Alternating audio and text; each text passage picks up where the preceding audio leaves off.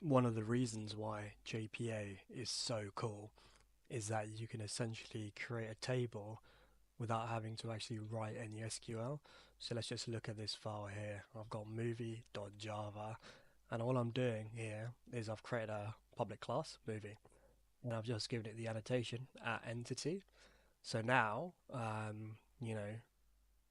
the program knows that this class here is an entity, and kind of the minimum things that you need to do as part of a table, as you can imagine, is just having like a key or an ID as part of that table. So of course I've defined here private integer ID, and I've given it ID as an annotation, and also generated value so that it self-generates, right? I don't have to keep defining or passing a parameter to what that ID should be.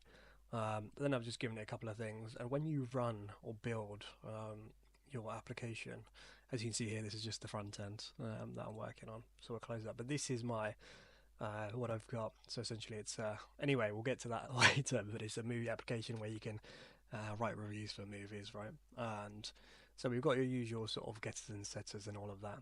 But what will happen here, as you can see, is when you build and then your application runs, we've got some fetches directly from the DB, but the first time it runs, you'll create that table in the database, so you don't have to do anything. You just have to make sure that that database is already available, like you've defined in your properties file. So yeah, if you can, and you haven't already, use JPA, and maybe we'll make a video later on as to how to use JPA. But yeah, that's why JPA is so cool.